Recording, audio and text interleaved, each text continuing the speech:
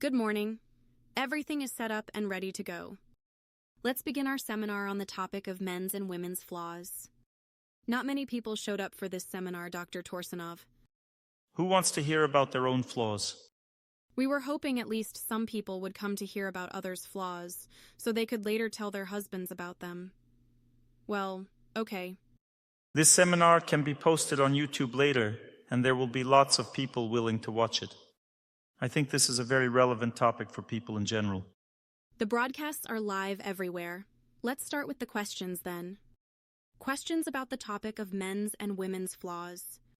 Someone is asking, where does character come from? We are eternal souls, and the soul has a spiritual body. The spiritual body has a character that is connected to its relationship with God.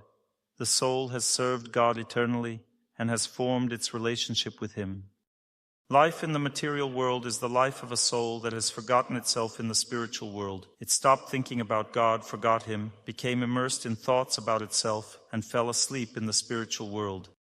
It fell asleep there, and it no longer has a relationship with God. It has a relationship with itself. In these relationships, a reflection of the sincerity and love we once had in our relationship with God manifests. Each soul, in its relationship with God, experienced happiness, joy, and many other blessings. When the soul became lost within itself, the desire for happiness and joy didn't disappear. As a result, we start confusing those around us with God. We think, now they will give me happiness, joy, as I feel eternally. The soul is eternal. It desired joy and happiness from God and had a mutual relationship with Him. And God in turn reciprocated, allowing the soul to feel happiness and joy. But here in the material world, everything is designed for us to live in a relationship with ourselves. When we see others around us, the desire to serve is already absent. When the soul is asleep, it doesn't serve, it rests, but it still craves happiness. Here lies the contradiction. You don't want to serve anyone, but you want happiness. This is a serious contradiction. We have expectations. Just as we once experienced eternal happiness from our relationship with God, we expect the same here. The soul hasn't changed. It still has its inherent character. Whatever happiness the soul longed to experience in its relationship with God, it now seeks the same happiness in relationships with people, exactly the same. But instead of happiness, people only show it rejection. As a result, the soul becomes indignant and dissatisfied. Therefore, character reflects the expectation of the same happiness that the soul experienced in its relationship with God now seek in this world. The soul has two poles, a feminine pole and a masculine pole. Every soul has them. However, for each birth, only one pole is designated. Although today, some challenge the idea that only one pole is intended for a single birth. In psychiatry, people with such conditions are referred to as having bipolar disorder. They operate on two poles at once, meaning they are considered mentally ill and diagnosed with bipolar disorder. But usually the soul has one pole. Either the soul manifests itself in a feminine way, it is born with a female subtle energy body, and it shows feminine expectations from this world. Or the soul is born with a masculine pole and exhibits masculine expectations from this world. Character, in fact, is the opposite of what we are in the spiritual world. Expectation is the opposite of service. When we serve others, we are good. When we expect something, we are bad. Thus, all the worst in us manifests here in the material world, while all the best manifests in the spiritual world. But if a person starts acting within the material world on a spiritual basis, connecting with holy people, learning to serve through them, and gaining spiritual knowledge, when the soul begins to awaken, the initial signs of spiritual character start to emerge. And when the soul begins to show signs of spiritual character, this is called living in pure goodness. What does living in pure goodness mean? It means beginning to develop the spiritual essence within yourself, trying to remember it through relationships with holy people. When a person tries to satisfy their selfish desires while being spiritually asleep, these sleepy desires manifest as the soul wanting to live actively but solely for itself, adopting a self-centered approach to life.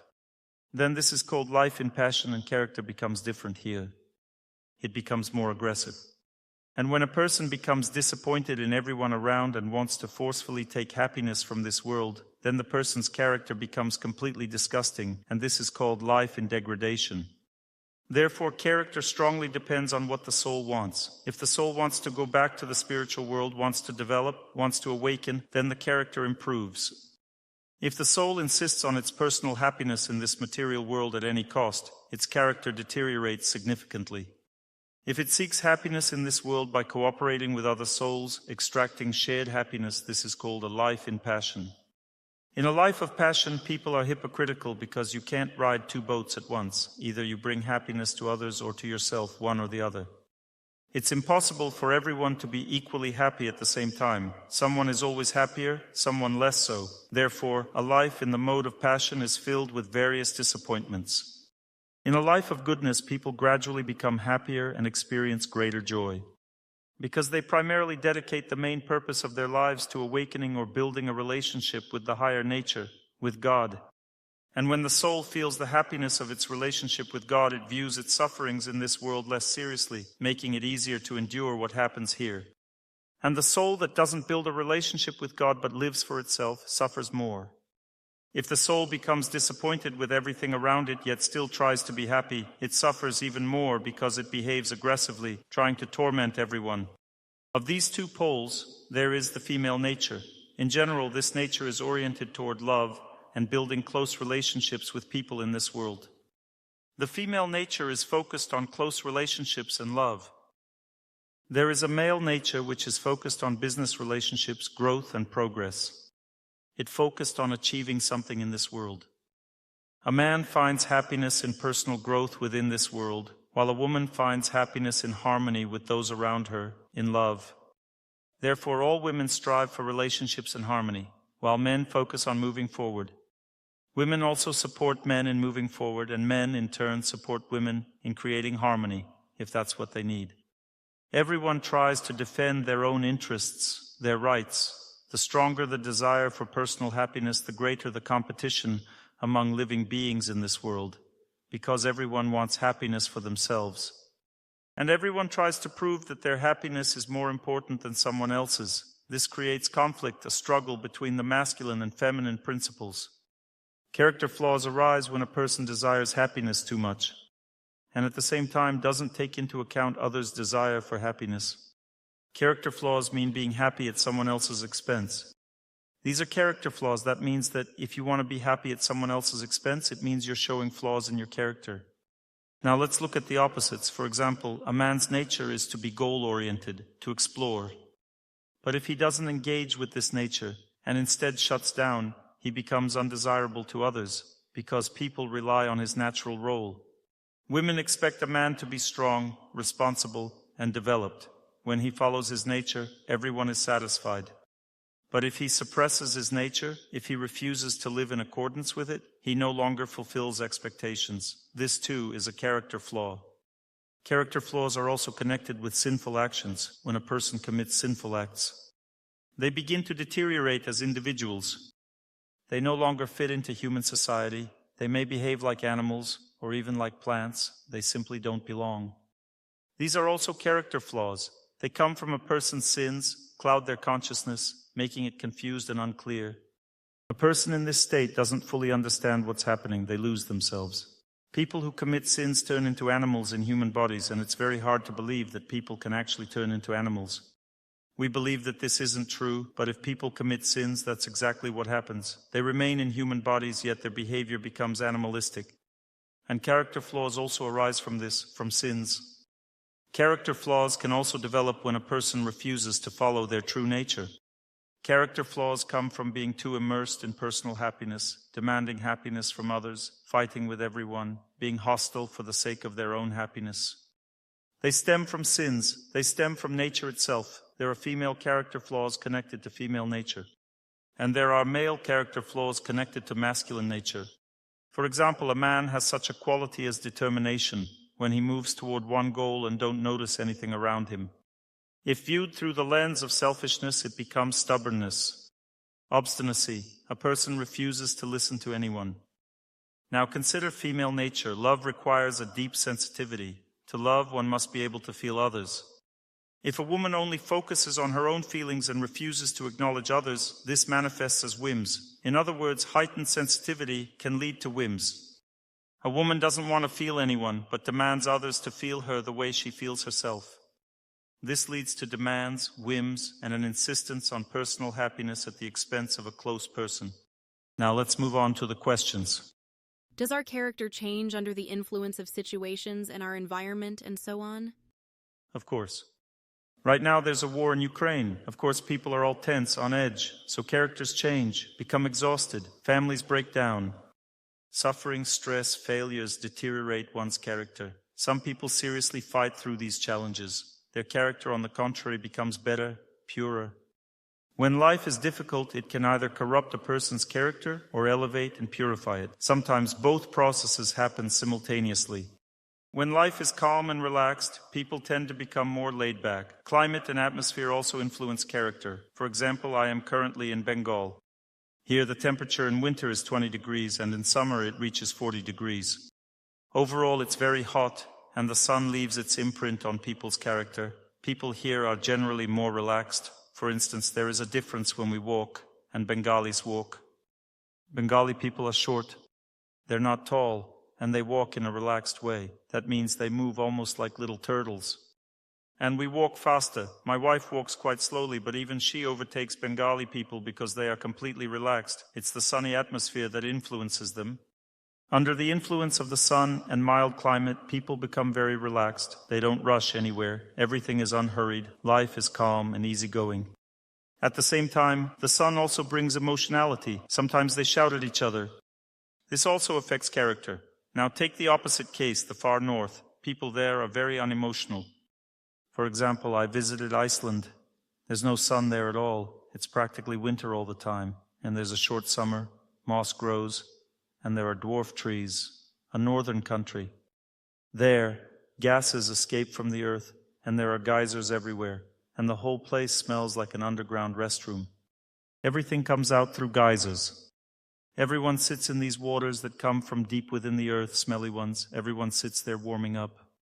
And the whole land, the entire atmosphere is filled with the scent of hydrogen sulfide. And people there have no emotions at all. He looks at me and says, "I'm glad to see you." It's very noticeable. He's really glad, but he just has no emotions. He's glad just like that, without emotions, because there's no sun, there are no emotions.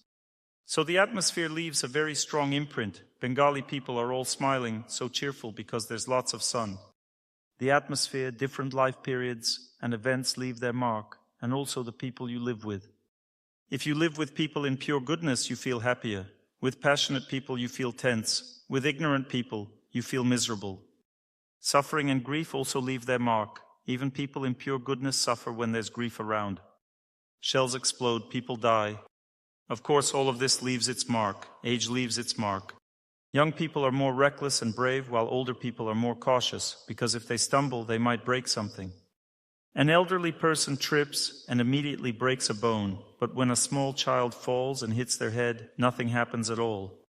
That's because a child's body is more elastic and flexible, making it less vulnerable, whereas an elderly person's body is fragile. Therefore, age leaves its mark on character. Young people want to start families, so they behave accordingly. They smile, wear makeup, and try to make an impression. This also leaves its mark on character. In other words, there are many different reasons that shape a person's character. In general, character can only be improved through spiritual growth, selflessness, and asceticism practice. When a person performs healing practices in nature, their character becomes stronger and more resilient to stress and illness. If a person does good deeds, their character becomes loving, and they develop greater compassion for others. If a person serves God, their character becomes pure, sincere, dignified. What a person does also matters. For example, people who do heavy labor, like loading cargo, tend to swear a lot. Or take war. Soldiers curse, kill, and exist in an atmosphere of hatred, anger, and brutality. Constant stress inevitably damages their character. Is the quality of our character connected to our values? Of course it is connected. If a person strongly believes in something, they start to embody it. Someone who believes in God becomes more divine, while someone who believes in money becomes greedy. If they are obsessed with gold, they develop gold fever. Their eyes glaze over at the sight of it. If a man idolizes a woman, he becomes weak and submissive, losing his masculinity. And if a man becomes too feminine, he is no longer attractive to either men or women. Likewise, if a woman places too much faith in a man, she becomes hardened. If a person believes in God, they become more spiritual. If they believe in power, they become authoritative. If they seek fame, they develop pride. Faith shapes personality. A person who strongly believes in something transforms into what they believe in. If someone has faith in their spiritual teacher, they start to resemble them. If they believe in a saint, they become saintly themselves. If a person deeply identifies with their country, their character starts to reflect the general traits of the people living there. I've seen cases where a person who is not Jewish adopts Jewish culture, embraces the Jewish faith, and gradually starts to resemble a Jewish person. This is probably the only case when nationality and religion are united, which is why people speak of the Jewish faith. A person starts to look like a Jewish person because of their faith. They believe deeply, and this faith fills them with special energy. If a wife believes in her husband, she starts resembling her husband externally. If a husband believes in his wife, he starts resembling his wife. If a person believes in their children, they start resembling their children. A person becomes what they believe in. This is why one shouldn't believe in cats and dogs, because this is faith in degradation. When a person believes in cats and dogs, they may be reborn as one in the next life. When a person believes in God, they go to the spiritual world in their next life. They do not become God, but they become more like Him. There are two types of faith. One is cultivated consciously. The other emerges spontaneously, and this often leads to stress. Spontaneous faith arises from what a person naturally tends to believe in. For example, parents often place their faith in their children. When children are born, they become the center of life, and nothing else seems to matter. This happens because children bring happiness. A person always believes in what brings them happiness. If a woman feels happy with her children, she believes in children. She doesn't believe in anything else. This is called faith that comes from life, or spontaneous emergence of faith.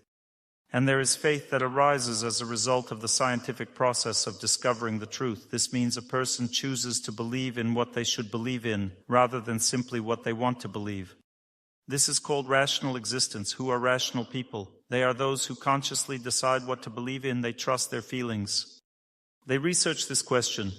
A person starts drinking. They believe in alcohol. They believe that only wine will help them. A young woman falls in love and believes only in her beloved. A man believes in his beloved wife. A person who wants money believes only in money, thinking it will solve all their problems. If a person comprehends truth, they study what is truly worth believing in. The scriptures say one should believe in holy people, one should believe in God. And a person tries to cultivate this faith within themselves. It is important to understand that there are always two faiths inside a person. One is the faith they already have from the past, or what comes naturally. And the second faith is the faith they want to acquire. And often people confuse the two. They think they believe in God, but in reality, they might believe in evil forces. Often religious people go to fortune tellers, feel anxious, and fear different signs. This shows belief in evil spirits, which comes from degradation.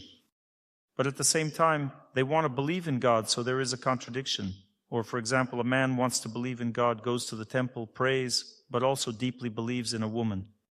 He fell head over heels and can't forget about her, but at least he prays and wants to love God. But in fact, he believes in the woman. Or, for example, a woman wants to believe in God.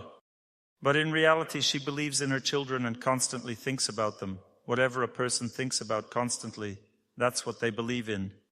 If a person has faith in degradation, they are constantly afraid, watching and listening to news about dangers. If a person has faith in passion, they constantly try to earn money. If a person has faith in pure goodness, they try to improve themselves and grow.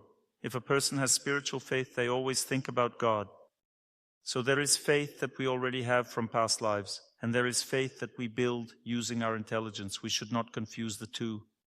If you see a believer standing in a temple, it does not mean they have fully dedicated themselves to faith in God. Part of them still follows their old beliefs, and in difficult times, the stronger faith will win. Often when life is hard, people turn away from God instead of moving towards Him. Instead of going to the temple for guidance, they go to a fortune teller. This shows they have faith in ignorance, or they run to a psychologist for advice. This means they have faith in passion. If they seek guidance from a mentor, it means they have faith in pure goodness. You can see a person's prevailing faith simply by observing how they behave in trouble, even if they claim to believe in God. This means that sooner or later they will come to fully believe in God. But at this moment, they put their faith in people. This is faith in passion, which is why they seek help from psychologists. Or they believe in dark forces, which is why they turn to fortune tellers. They want to know who cast the evil eye on them or caused them harm. Faith has a powerful impact on one's character.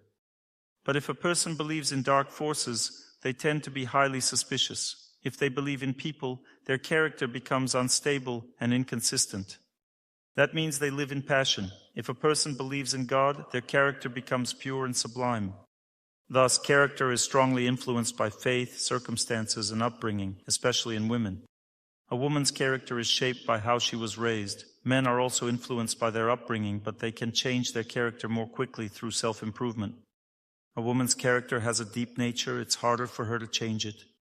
However, a man finds it harder to change his behavior, while a woman adapts her behavior more easily. A woman can quickly improve how she acts, even if her character remains unchanged. A man changes his character faster, but at the same time it's difficult for him to change his behavior.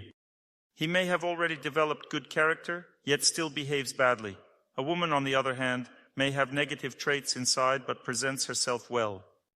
How can one influence their own character and the character of other people? Is it possible? Through love and kindness. If you love people, you can deeply influence their character. If you genuinely love all people, you will have a strong impact on their character. When people feel love, they absorb it and gradually become like you. That's why a lecturer must have deep love for people. If you want to give lectures, you must truly love people. Only then will they learn from you if you have something valuable to share. If you have nothing to share with them, it's better not to become a lecturer, especially if you love people but have nothing good to offer. You may mislead them. Therefore, kindness and the desire to help can greatly change a person. And vice versa. If you are constantly dissatisfied with someone and angry at them, you only make them worse. You won't change them for the better. How does kindness work? When you treat someone with kindness, they see the best in you and absorb it. Why do students see only the best in their elders? Because elders treat them with kindness, wishing them well-being and happiness. Students see all the best. They pick up only the best from their elders. So when you approach people with kindness, you always bring them great benefit. One should forgive, love, and strive to help others in every way possible. Then they will change for the better. But if you are angry, don't love someone or seek to punish them, they won't improve. Instead, they become worse. They start resisting you and trying to fight back. And in the end, no one benefits from this. Only kindness, service, and love can truly change a person. Nothing else changes them. Character changes slowly. This is important to understand. If you treat a loved one kindly, their character won't change in 5 minutes. It's a slow process. For example, a woman's behavior may change quickly, but her character remains the same. This means that in difficult moments, her true nature will still come through. When she is struggling, her character will still show. In men, character changes faster, behavior changes slowly. For instance, when a woman invests kindness in a man, his character improves, but it may not be immediately visible on the outside. On the other hand, if kindness is invested in a woman, the external changes are noticeable, but internally, she may remain the same. Still, both men and women experience character changes over time. It's just that in men, character changes faster, while in women, behavior changes faster. Is it possible to influence the character of an elderly person? I don't know. The older a person gets, the more rigid their character becomes. With age, people have less energy to change. They tend to settle into their ways. They try to at least maintain what they have. That means at an older age, a person tries to preserve rather than change and develop. Before, I wanted to try something new, but now I just want to keep doing what I'm already doing. I have my morning exercises. I try to do them. I go jogging. I try to keep it up. I practice cold water therapy. I try to stick with it. I observe fasting. I try to follow it. I eat the same things I used to eat before. I don't try to reinvent anything. As people age, they focus on maintaining what they have, trying to preserve the status quo. They become more cautious because life's risks increase while their resilience decreases. When you're young, you seek out new experiences, try to grow, change, and move forward. So how can you change elderly people? Elderly people can only be adapted in some way, meaning you need to nurture and reinforce the good qualities they already have. For example, an elderly person has some good accumulated qualities. You need to activate them.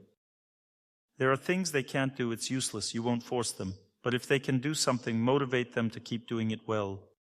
That alone will help them stay engaged. Expecting them to develop entirely new skills, though, is unlikely. By elderly, I mean those over 70. For some, even after 60. But I personally always seek something new. I started organizing lectures in Chinese, Spanish, and now German. The English ones are already running. Now there are lectures in 3 languages. People listen to my lectures in Chinese, in my own voice, thanks to artificial intelligence. In Spanish, in German. Isn't that cool? I had to dive into it, invest time and effort, but it's something new. Some people are naturally drawn to new experiences. They enjoy growing and making changes. But the less active a person's lifestyle, the fewer chances they have to change. Some people are just passive. They already see themselves as old.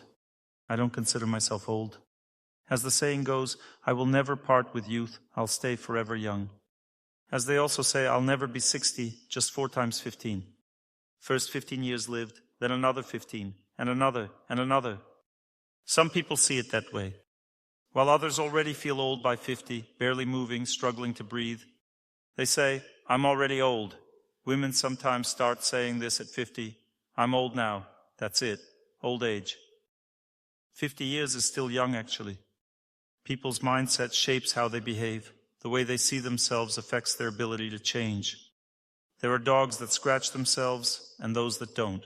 Fleas crawl on them, but the dog already understands that scratching won't change anything. It gets bitten, but doesn't even react. And there are dogs that keep scratching, trying to get rid of the fleas. The point is, you need to scratch, you need to do something. A rolling stone gathers no moss. If an elderly person is determined to do something, you can influence them in some way. But if they're barely breathing, how can you influence them? Look at Biden. He has an active approach to life. He's constantly limping, slipping, but moving forward. Like in the song, life throws me like a ball. I keep going as long as I have the strength. The singer Vladimir Kuzmin started listening to my lectures. He has a song that goes, maybe things would have been different, but I'm insanely happy with what I have. Life throws me like a ball. I keep going as long as I have the strength. That's a great mindset. That's how you need to engage with life. You're being thrown like a ball, but you keep rolling anyway, as long as you have the strength. The key is knowing where you're rolling. Sometimes you roll too far. You need to steer your ball in the right direction, or you'll end up in the wrong place. Next questions. Question from Elena. I want to learn to see only virtues in people, not their flaws. What is the path, paradigm, and challenge in this? My dear, psychologists might tell you a lot about seeing only the good in people, but let me tell you something. If a person has sincerely devoted their heart to God, and this is only possible if they have felt God, if they sense His purity, only then do they genuinely want to see the good in people. Because they seek God in everything, in people, in nature, in their life, and in their goals. Then a person naturally begins to see good in people because they are strongly aspiring towards holiness, they are inspired by it, they love it, and they find happiness in it. But if a person is only focused on themselves, and no one notices how cool he is if it's a man, or how beautiful she is if it's a woman, then it's very hard for them to see the good in others. If people love and praise you, then you notice the good in them, but if they dislike and criticize you, then you notice the bad in them. In fact, the ability to see only good is a very sublime and pure quality in a person. It doesn't come easy. Often psychologists don't really understand how the system of self-renewal or self-transformation works. It only operates on faith or a deep sense of happiness. Every soul seeks happiness. Everyone desires happiness in their heart. If you felt holiness as happiness, you strive towards it. If the example of an exalted person has become real, pure, and bright for you, you feel a holy person's presence and carry them in your heart, then in this case, you will simply want to see the good in everyone because you will enjoy living this way. You will enjoy noticing the good. You will want to notice the good. Let's say someone went mushroom picking, walked through the forest, and found some amazing mushrooms. They came across a mushroom patch with porcini or milk caps, excellent mushrooms, large and delicious. The person had just entered the forest and immediately found such a patch. Excited, they spent the whole day running around searching for more mushrooms. They are so enthusiastic because they have a vivid example in their heart, proof that there are truly amazing mushrooms in this forest. That's how the whole system works. If a person has seen holiness, they feel it and start looking for it in everyone. Running like crazy through the forest of people and looking for holiness everywhere. because they know that it exists, that it is real. Just like good mushrooms grow in this forest of people, holiness can be found too. That's how a person looks for good in others, because they are very inspired by what they've seen and felt. That's the only way. If you rely only on intellect and force yourself to see the good in people, it won't work. In general, our ability to force ourselves is very limited. For example, if you don't like running in the morning, you won't want to do it. That means that if you haven't felt happiness from this action, you won't want to continue it. That's why when we run, we shout happiness to all. We try to maintain a state of happiness while running. And when we sit in water, we sing. Remember how we sang everywhere in Georgia? There's a strong thunderstorm, thunder so powerful that it knocks you off, lightning flashing somewhere nearby, such unusual weather. It's cold in the pool, cold rain pouring from above, lightning flashing, but we're laughing, joking, singing songs right there in this pool. The atmosphere was incredible, very powerful. After an experience like that, you want to feel it again. You want that kind of weather, heavy rain, sitting in a pool, lightning flashing, while you just sit and enjoy. Or, for example, we had a concert in Georgia. People spontaneously got involved, of course, not without grace, because there were professionals and many talented people. The concert turned out to be so lively. It makes you believe that at a festival you can put together a concert in just 5 minutes. Faith creates that feeling, although I had seen some 5-minute concerts before, but this one was very good. That's why positive experiences help a person develop the habit of ultimately seeing only the good in people, or seeing the good in healing practice, or seeing the good in prayer. That's why it's so important to have such experiences, the nectar experience, when people truly feel happiness. Then they will live in it. Such is the nature of a bee. An insect that has experienced nectar is born as a bee, and a bee only searches for nectar. It is completely saturated with the energy of happiness. A wasp looks exactly like a bee. But a wasp is some kind of a beast. It flies around wanting to devour everyone. If it catches a fly, it will eat it immediately. Wasps really devour their prey right before your eyes. It's a very fierce insect. Externally, they look like bees. But a bee is vegetarian. It doesn't eat anyone at all. It only feeds on nectar. If you magnify the face of a bee and a wasp, they look the same externally. But a wasp has a very angry face. And a bee has a blissful, happy face. The mood is very different. The purpose of human life is to gain positive experience. One should strongly strive for this. That's why I've come to a holy place now. There's so much positive experience here. There are holy people everywhere, and people in general are very positive. I've come to a holy place. In fact, for approximately 10 days, we've been cooked for, we've been brought meals, we were invited somewhere for lunch. We weren't allowed to cook anything for ourselves. Here someone constantly feeds you, cares for you, does something for you. Everyone is happy, they want to help. The atmosphere is very cheerful overall. The people are very inspired to do good deeds, to help others, to care, and overall it's very beautiful. Yesterday I saw the Vedic planetarium here. I just can't convey this impression to you. Imagine you're standing on the floor of a building with a dome, and if you look up, its highest point is 80 meters above. Just imagine how many 9-story buildings that is. One 9-story building is 20 meters high. And 80 meters is 4 9-story buildings. This is just the size of the dome. And the space is just huge. It's the altar room. 10,000 people can easily fit in this altar room. Can you imagine the scale? The size is unreal. And there's a small square on the dome. There are a lot of them. You say something loudly, but there is no echo. They have made special squares on the dome to prevent echo. One small square. You look at it, it seems like a small square. But this square is actually the size of an entire floor.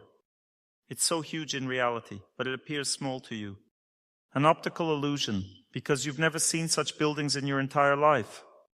And everything is covered in marble of different colors. I've never seen so many colors of marble in my whole life. Blue, red, black, white, green, and pink. A huge number of marble colors, they all shimmer. Black granite is also mixed in there. Green onyx. Everything is covered in carved stones. The people there are trying so hard for God. This project is so impressive. A very beautiful temple. It's the largest temple in the world by volume. The Vatican is several meters higher, but in terms of the size of the altar room, it's smaller. A huge temple. It's unreal. It's being built by inspired people that are working for God. This temple is being built by Alfred Ford, a disciple of Srila Prabhupada. Do you know who Ford is? One of the richest people in the world. And such a grand scale it turns out to be. But he's not doing it alone. Many people are helping there. A huge project, unreal, splendid. There's plenty of impressions about it. And it's a holy place here. People who live here are very inspired. And naturally, the desire to see the good in everything arises, to see only the good. But if you live in slums, see only homeless people and drug addicts around, then of course, you will try to see something different. That's life. There you'll be afraid of getting shot around the corner. You'll be in fear. Here it's not scary. There's no fear. But there it's the opposite. Everything depends on what you come in contact with. Therefore, the purpose of human life is to seek purity. To seek purity. Try to live closer to purity. And to be inspired, to search for sources of inspiration. Then naturally you will learn to see the good. Sometimes people from heavenly planets come to Earth, and they are naturally inclined to see beauty in nature. They tend to see beauty in people. They inherited this from their past life. Such things happen. That's how a person from heavenly planets perceives the world. But this is already an imprint from one's past life, a very strong one. A person has come to Earth, but they are drawn to higher planets. They don't want to be on the Earth. People who came here from higher planets often go to the mountains. They are drawn to higher places. They want to escape from here. That's why they go up. A person goes towards the high sky. They don't want to be here on the Earth, therefore there must be some purpose in a human's life. A person should try to elevate themselves. This is the purpose of human life. Otherwise, character won't improve. One should strive for elevation. Don't think that if you stash some cash here or something of the kind, that's the purpose of life. Nothing will stay with you. You'll lose everything here, but life is eternal. And then in your next life, will you remember what you previously had? You know, sometimes children are born with a boss mentality. They look around at everyone like they're a boss, but they aren't a boss anymore. That's it. They're a small child. They have nothing at all. They're absolutely helpless, have absolutely nothing, but they feel like a boss. They look at everyone just like a big boss. This is the illusion we live in. This is why one should strive for the high sky. They shouldn't linger here trying to settle in here. One should elevate oneself. And elevation of consciousness means purity in holiness. One should strive with all their might to adopt this purity, try to wholeheartedly tune into it. And then you will see only good things in people, because you will like it. You will experience happiness from this. There are only two motivations in life. One motivation is fear, the other one is love. Undeveloped people are motivated by fear. That's why they try to earn money. This way they try to survive in this world. And those motivated by purity, by love, know that God will protect them.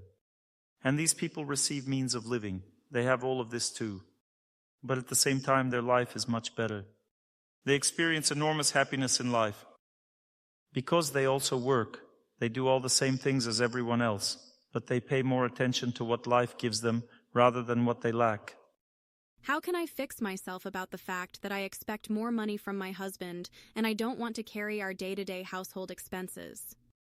Every woman wants more money from her husband. A woman is born this way. In order to understand each other better, we are going to speak about character flaws in more detail now.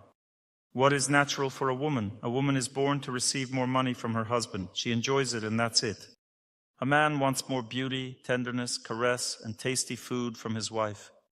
You might wonder, why does my husband always want me to cook for him? I'm so sick of it.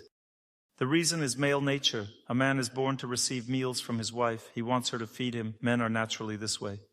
A wife wants money from her husband. She doesn't want to work herself. To be fair, a woman sometimes does want to work, but she does not want to give her earnings to the husband. She wants money from her husband and her own money on top of that. That's how she wants it. She does not work to make more money for her family. It's about securing more for herself, and so she works. She also believes that her husband works to provide for both of them. It's like the joke about a Georgian man teaching his son the traffic rules. See the green traffic light? That's my color. The son asks, Dad, what about the red light? The red is ours. The father concludes, the green is mine and the red is ours. That's how a woman sees money too. She has her money and also their money, the two types. It is female nature, it cannot be helped. A woman wants money from her husband. It's crucial to recognize two natures, a selfless nature to help others and a selfish nature to desire things for oneself. A reasonable person who wants to be happy should not let their selfish nature get out of hand, but balance it out by cultivating the selfless nature. So there's the selfish nature and the selfless nature. The former reveals all sorts of character flaws, while the latter doesn't have any flaws at all. Selfish desires create all kinds of flaws. You may say that there are people who serve and spoil their loved ones, but it is prompted by selfishness, not selflessness.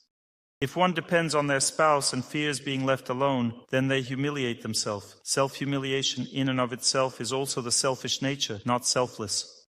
A person who wants to help and does not fear being dumped never humiliates themselves. They help grateful people and punish ingrates. They do it without thinking twice. Say one person is too dependent on another. The dependence comes from the desire to receive things from them, which causes character flaws. The person humiliates themselves and so on. Since we've touched on this topic, let's talk about these character flaws now. Let's take a look at women's character and the flaws associated with female nature. All flaws are natural, but they are simply the opposite of true nature. For instance, it is natural for a woman to take care of people. It is natural. She is born to give care, and effortlessly so. For example, she does the laundry, cleans the house. Those things come easy to her. If she loves someone, she does it without thinking. If she loves the person she lives with, she does the laundry, cleans, and cooks with pleasure. She enjoys doing all of this. It's in her nature. But now there's a character flaw. A woman is moody and is throwing tantrums. Where does this come from? It comes from the same place. She gives care, and the opposite of care is being moody. What does being moody mean? It means she wants attention for herself. She wants to be taken care of, that's all. So if she provides care, she will also throw tantrums. Caring for someone on top of character flaws produces a volatile mixture. Imagine a woman who's been taking care of someone on, but getting nothing in return. For example, she cooked a meal for her husband, and in return all she got was his burp at the table because he ate too much. A burp like this one. He ate up her hard work and care and then just left. That is all she got. Of course, she'll throw tantrums. Why does it happen? It is because she doesn't see reciprocity. She's been taking care of him on, and maybe one incident like this is fine, but 5 years of this with no reciprocity other than his burp every time. At first she thinks it's just a coincidence, but eventually she realizes nothing's changing. Things are carrying on as before. And then what happens to a woman? Tantrums. One day she sets the table and he says, "Give me a spoon." She replies, "Get it yourself." He says, "It's right next to you. Why is it so hard to pass it to me?" It's not hard for her, she just doesn't want to do it. The jerk can get it himself, she thinks. That's what a tantrum looks like. She could easily pass the spoon, but she doesn't want to. She dislikes him. She is moody. A woman's character flaw is being moody. She doesn't receive the attention and care she needs. In other words, if a woman takes care of others, what does she want most in life? She spends her energy on others taking care of them, so what does she want? She wants that energy of care back. Now let's try to understand why there are more tantrums. Let's look into a case when a woman is throwing more tantrums. Take a regular woman who's not ill-mannered or moody. When does a woman naturally start throwing more tantrums? She goes on with her life and becomes increasingly more moody. When does this happen? Can anyone answer? Go ahead, raise your hand. In what case does a woman throw more tantrums? Ladies, don't you know? Well, let me give you a hint. When a baby is born, you pour a lot of energy into caring for the baby, don't you? The baby is there. All the energy goes to caring for the child, like an avalanche. But does she need to replenish that energy of care or not? Is this energy infinite in a woman? No. So what happens next? She will try to force it out of her husband. She looks at him and thinks, "Why isn't he replenishing my energy of care?" She is drained, and she looks at him all moody. She needs to be replenished. Families often start falling apart after a child is born. A child is born, 6 months pass, and the family falls apart. This happens frequently. Why does the man leave? Because his wife becomes demanding and capricious. He can't handle it. He wonders, what does she want from me? She's always dissatisfied. This happens because she has exhausted her energy of caring. When it isn't replenished, a woman becomes capricious, irritable, and demanding. She wants to replenish this energy, but she doesn't manage, and the situation becomes irreparable. The second type of caprice is when she has an ungrateful husband. She cares for her husband, but the man doesn't understand what his wife needs in return. A woman also needs care, attention, and tenderness. She needs someone to spend time with and talk to strike up a heart-to-heart conversation and spend quality time together. If a man neglects these things, she starts being capricious and demands attention. There are only two reasons why a woman becomes capricious. From her perspective, she sees only two options. Either she leaves him right away, slamming the door, or she becomes capricious. She chooses the more humane option, not to leave, but to become capricious. Meanwhile, the man is confused. What does she want from me? I'm not doing anything wrong. Why does he think this way? Because he simply doesn't know. Many men simply lack the knowledge that women need tenderness and attention. They lack the knowledge that a woman spends her emotional energy and needs to replenish it. That's why a man should make an effort. He must make an effort to treat a woman gently and tenderly. Then she calms down and stops being capricious, irritable, and demanding. What about the third reason why a woman becomes demanding and capricious? If she's sick or feeling unwell, she starts being capricious and acting like a child. Just like a child cries when they are sick, a woman reacts emotionally when she feels unwell. She starts crying. She becomes irritable and sensitive. She feels bad. She is in a bad mood. When that happens, she needs emotional replenishment. How does a woman's psyche work? She operates in two modes, either giving care or receiving it. If she isn't in a position to give care, she needs to receive it. If she wants to receive the energy of care but doesn't receive it, she starts demanding it. This is what we call being capricious. This is a character flaw that leads to conflicts because men often don't understand the reason. Men simply lack the knowledge. A man often does not realize that when a woman is being capricious, it means she lacks the energy of care. A woman has two choices. She can either give the energy of care or seek it. It's like breathing. Inhale, exhale, inhale, exhale. A person can't exhale until they've inhaled.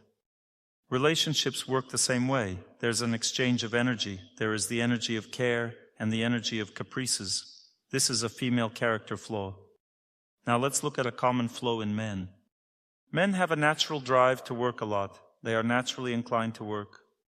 To work means to give their labor for their wives. To give labor means to work, receive money in exchange for their labor, and give money to the family.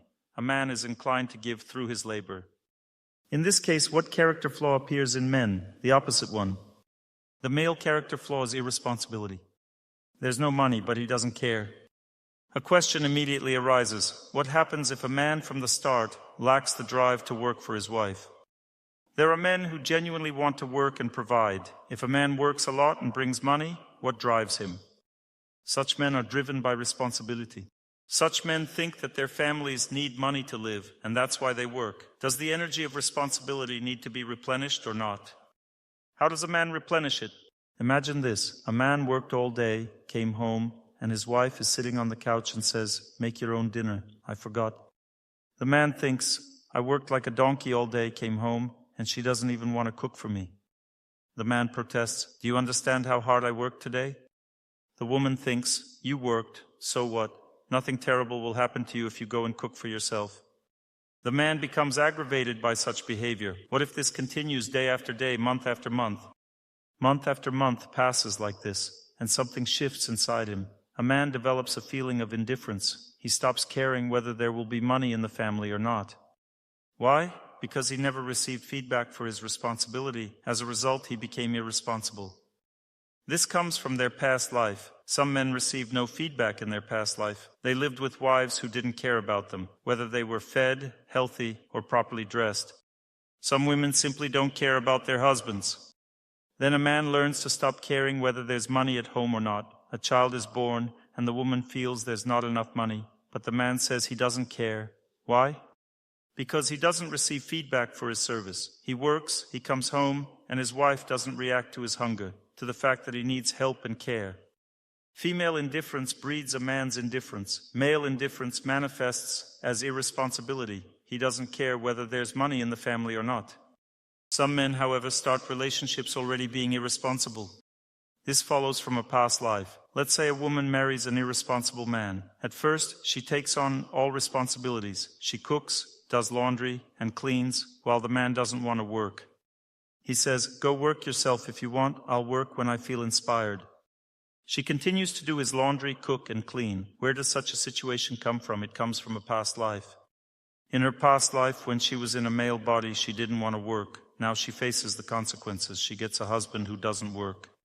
What should she do? First, she needs to accept this unwillingness to work as his flaw. She must first accept it. Then she must begin to correct it by educating him. not with anger, but with firm kindness, because education is a kind energy. It is not an angry energy. You treat the person kindly and start tightening the screws. Her position is that whoever doesn't work, doesn't eat. She feeds herself and the children but doesn't feed him. She lets him feed himself and cook for himself. She doesn't give him money. She lives separately and gives him no money, letting him earn for himself if he wants to. And so on. A woman responds to indifference with strictness, kind strictness. She must honestly tell the man that it's impossible to live like this and start treating him with kind strictness, trying to change the situation. At the same time, she should recognize the deeper cause, which is rooted in past patterns. That's why she doesn't get angry at her husband, but at the same time doesn't spoil him. Now, we've established that a man can either devote himself to his family, working hard and providing, or he can become irresponsible, neglecting his wife and family. These are two opposite swings.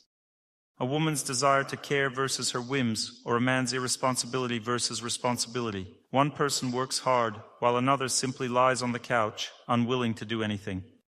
We need to understand why this happens. Suppose a woman notices that a man doesn't want to do anything. First, she should consider how she behaves when he comes home.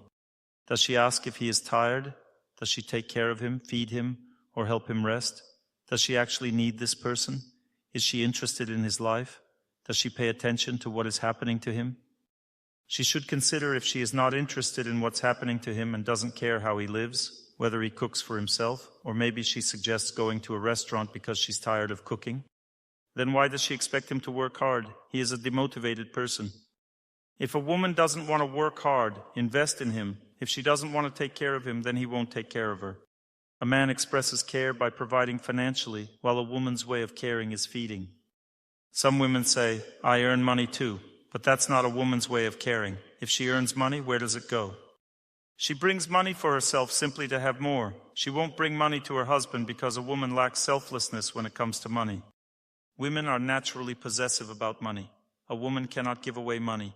If she has to give it away, she feels unsettled. So saying, I work and earn too, does not change the dynamics of care. It's important and necessary for a woman to show selflessness. A woman's selflessness is shown through care. God made it this way. A woman cares through her selflessness.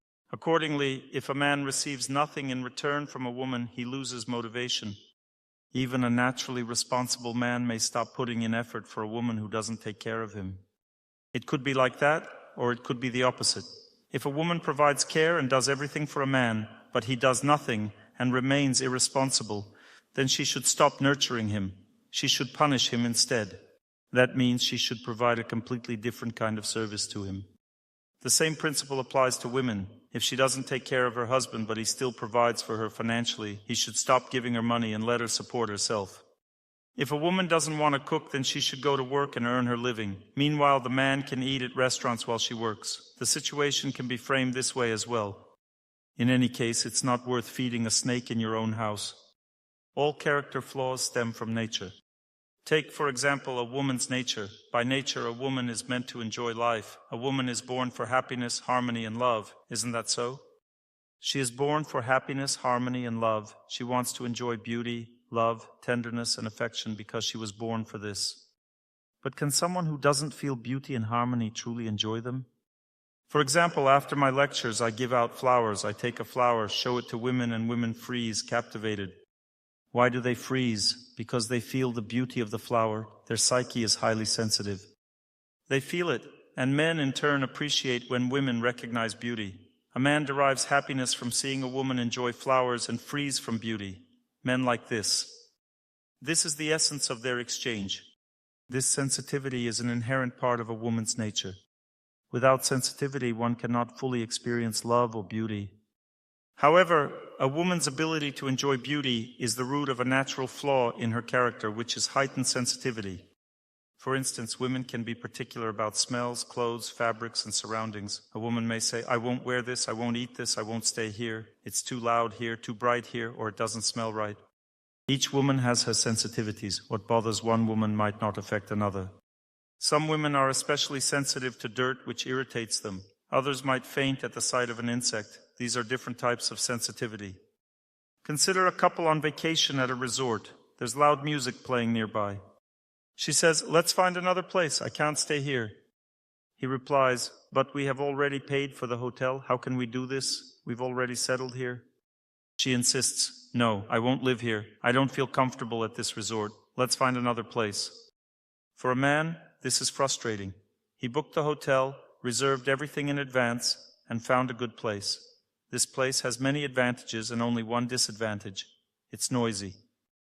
Let's ask women. Ladies, what do you think? Would you consider moving to another location in this case? Just nod if you think it's normal. Most women say it's normal. Some aren't bothered by noise. Women have heightened sensitivity. This heightened sensitivity means loud sounds can be overwhelming. A woman wonders, why didn't he foresee this? Doesn't he know I can't stand loud sounds? But how could he know? He booked the place in advance, perhaps from 1,000 kilometers away. How could he have possibly known the exact noise levels? The landlords might have said it was quiet, trying to rent out the place, or their idea of quiet was different. A couple has arrived and it is noisy. Music is playing all around. The owners may say, "This is a resort. The music is everywhere. It's normal. Cars don't drive here. It's quiet. There is music. It's normal." But for her, it is too much due to her heightened sensitivity. Some women are afraid of dogs. If a neighbor has a dog, she might insist on leaving. She can't stay there with a dog barking. Again, this is a sign of heightened sensitivity. Plans fall apart very quickly because of a woman's heightened sensitivity. A man plans something. A woman arrives, but she can't stay there. There are constant problems. So, is this a character flaw or an advantage? Women, is it a flaw or an advantage? Most call it a flaw because something is always wrong. But where does this flaw come from? It comes from the energy of love. A woman feels the energy of love very strongly. It's her nature to feel the energy of love. She is highly sensitive, and from this sensitivity comes a heightened sensitivity to something specific that she can't stand. Each woman has her own heightened sensitivities. What bothers one may not bother another. Everyone feels different things differently. Ultimately, a woman's heightened sensitivity is natural. Now I've talked about women. Let's talk about men. Brave, courageous. Isn't it great when a man possesses these qualities? You feel safe with him. When you're walking down the street, you know your man will never let anyone harm you. If something goes wrong, he'll step in and fight if necessary. A woman walks calmly next to her husband. She feels secure and at ease, knowing he has the courage to protect her. But if a man is cowardly, it's a different story. Imagine walking with him and feeling afraid, only for him to be even more scared. "Oh, let's get out of here," he says at the first sign of trouble. How can she rely on such a man? She's already quite scared when she sees someone fighting. She's frightened, but not too much, until her man says, "We need to run. There's a fight. They're going to beat us up." Ladies, how do you like this scenario? You start thinking, how can I build a life with this man? There's no sense of protection, no guarantees with him. He's always afraid of something. But when a man is truly brave, calm, confident, he walks without fear and reassures you, "Don't worry, I'll protect you. Don't be afraid. Everything will be fine." When a man is brave like that, it immediately feels so nice and good next to him. You can walk feeling completely secure. Everything is great. So ladies, isn't that wonderful? A brave man. What could be better? It's wonderful. Yet what character flaw arises from bravery? Roughness. And that's not so wonderful, is it? A brave man is often rough. That's not cool anymore. He's not afraid to speak his mind. He says what he thinks because he's brave. He doesn't treat women delicately. Why? Because he's brave and thinks that he is right. Brave. A person becomes rough from bravery. From increased sensitivity and tenderness, one becomes sensitive. From bravery, a person becomes rough. What is roughness? A man simply doesn't understand that certain behaviors are inappropriate when dealing with a woman. He lacks education and knowledge. He talks to her like she's a man because he's brave. And a woman wonders, maybe I should find someone less brave, a gentleman, one who is delicate and understanding. "I understand you, my dear. I understand you, my dear." Yes, he understands everything, but when a tough decision must be made, he can't. He just can't. And so she thinks and hesitates if she should choose a man who is delicate but not courageous, or a man who is brave but rough. Are there men who are both brave and gentle? Are there? Yes, but such a man is already a developed person, an intelligent one. He has cultivated delicacy through knowledge. Now consider women. Can they be gentle and affectionate without being overly sensitive? Is that possible? It happens, but only when she has trained herself to be that way. Through knowledge, she learned to get used to everything, accept situations, and adapt.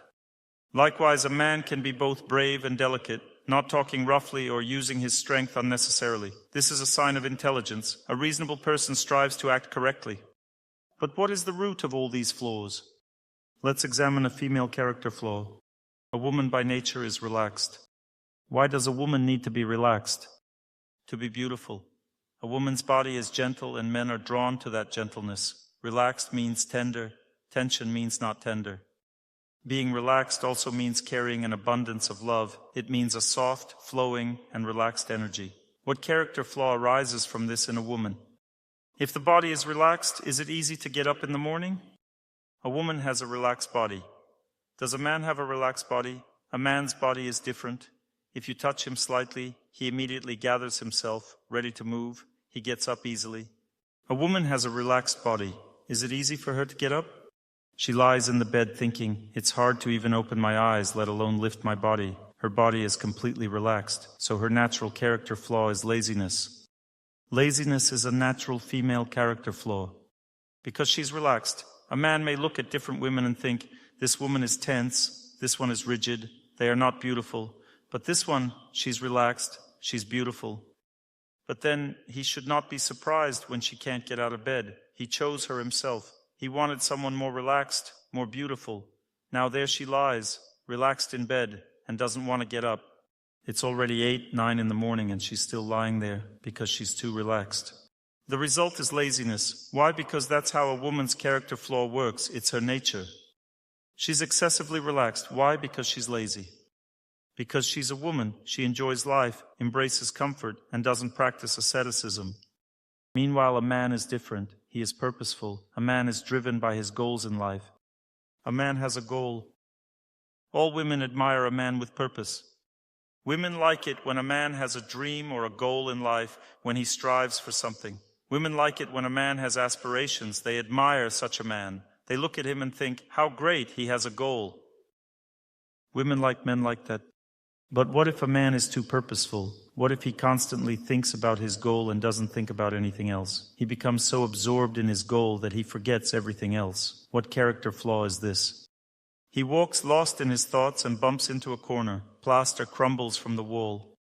Why? Because he's thinking about his goal. Or he sits down to eat and food spills from his mouth, staining his shirt. Why? Because he's thinking about important world matters. His mind is occupied, he's very strongly focused on something particularly important for him. He moves from one place to another, oblivious to the surroundings. He walks past you and you think, surely he'll look at me now. But no, he didn't look, he just passed by like a locomotive without a glance, careless, untidy, inattentive. Why? Because he's too fixated on his goals. He is inattentive and untidy, he walks around in dirty shoes. He doesn't even notice that he walks in dirty shoes. Or maybe he notices, but it doesn't register as important. It does not even occur to him that it's inappropriate. This is called sloppiness. Like the story of how Vasily Chapayev went to buy a light bulb. He goes to Peter's house and says, Peter, I bought a light bulb. You don't have light, so I bought you a light bulb. Then he walks in with dirty shoes and climbs right onto a brand new chair. Peter and Anna, newly married, just bought a new chair. He's climbing up to screw in the light bulb. Peter says, Vasily, at least put down some newspaper. Vasily Chapayev waves him off. Don't worry, Peter, I can reach it anyway. He has a different mindset. His focus is singular. He needs to screw in the light bulb. He doesn't think about whether his shoes are dirty or not. He has a goal. He bought a light bulb, and he must install it. People laugh because it's funny, but it's funny because it works like this in real life. Now let's look at flaws from another perspective, through the lens of love and irritation. We have an example of such unconditional love. It's a woman's love for her child. Imagine your child came home. Imagine your son runs into the house wearing dirty shoes. He goes straight to the kitchen to eat something because he is very hungry. Will you get angry? Ladies, will you get angry? Yes? Well, maybe just a little. You might scold him gently, pretending to be angry. But deep down you'll be thinking, my child was so hungry that he ran to the kitchen in his shoes. He couldn't even take them off. Maybe it is my fault. I should have fed him on time. The child is so hungry that he doesn't even take off his shoes. This is how you will perceive it, right? Because you love him. Now husband came from work tired and forgot to take off his shoes. He went to the kitchen wearing shoes because he was very hungry. If you love your husband deeply, you won't pay much attention to the fact that he's messy. He forgot to take off his shoes.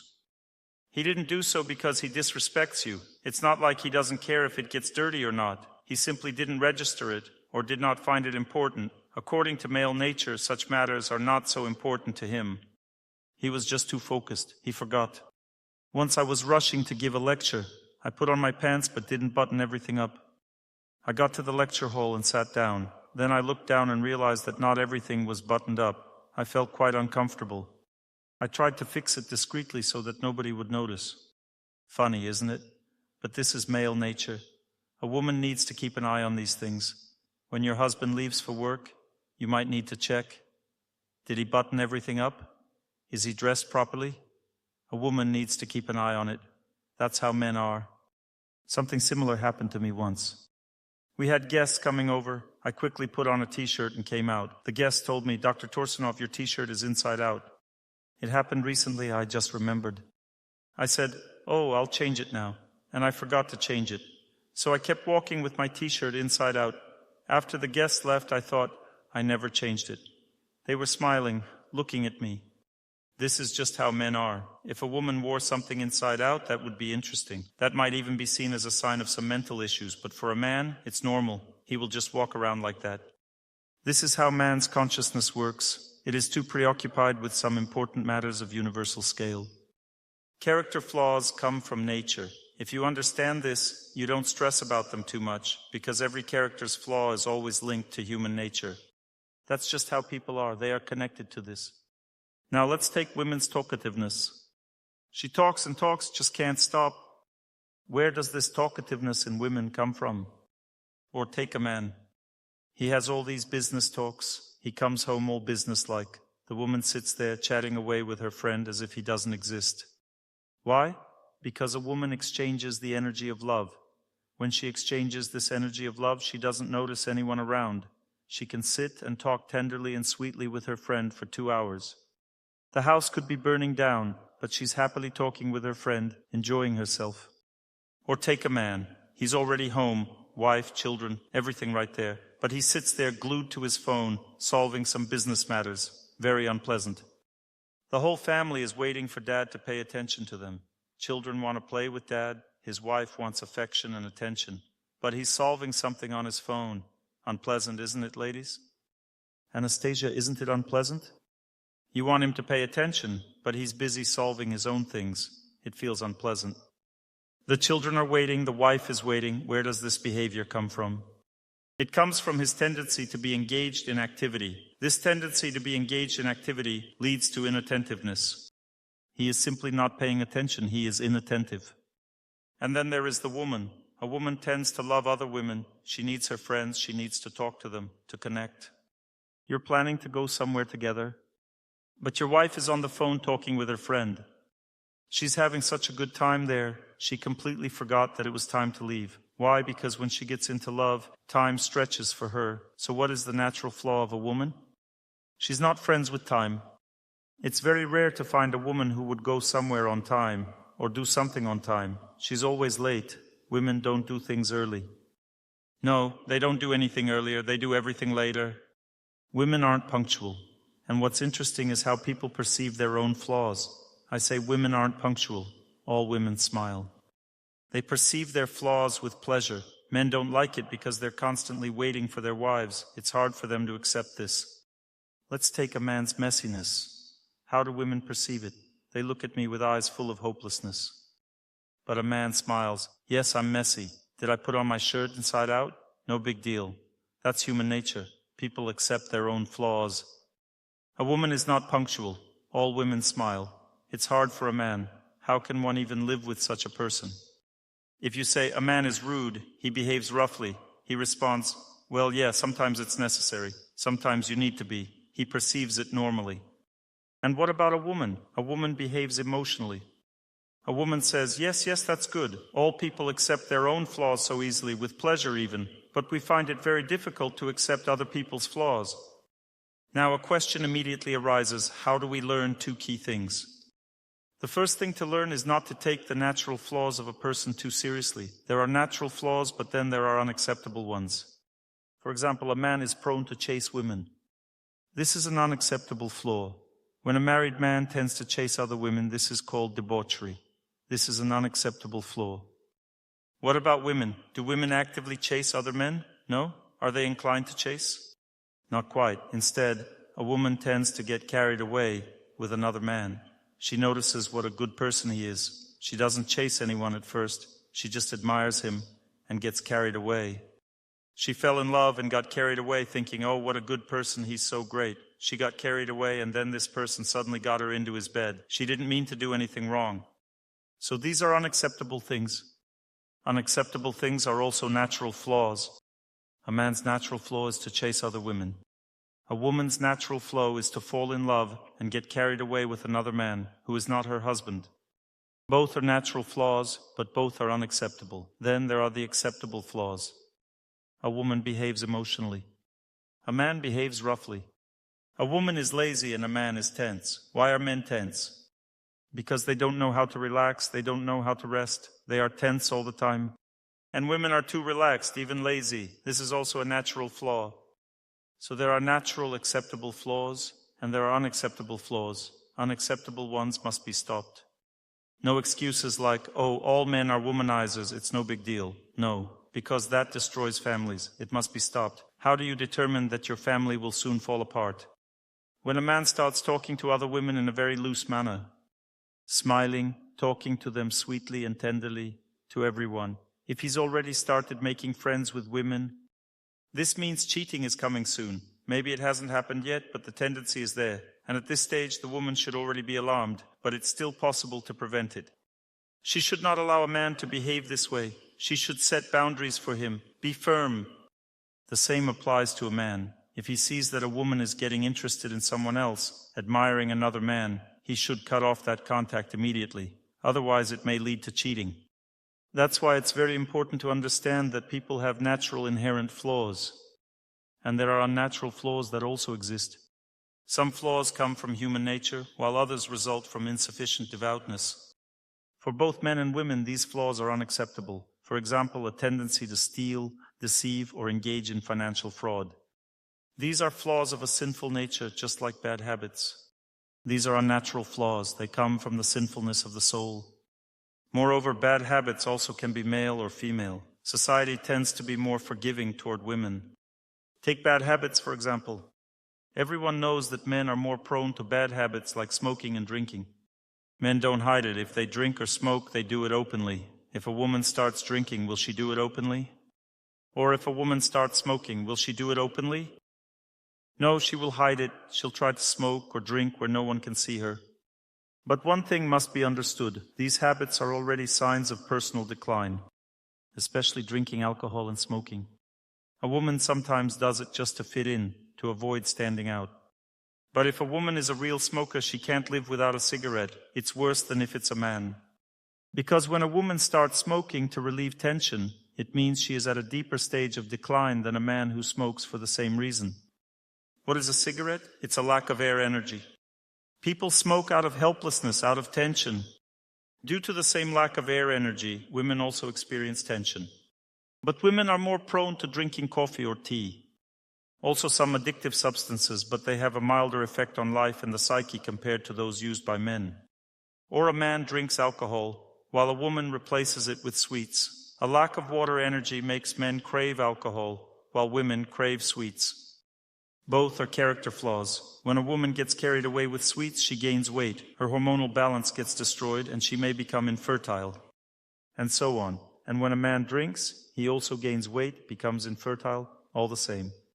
However, a woman's weakness for sweets is rarely seen as something serious, even though the consequences are similar.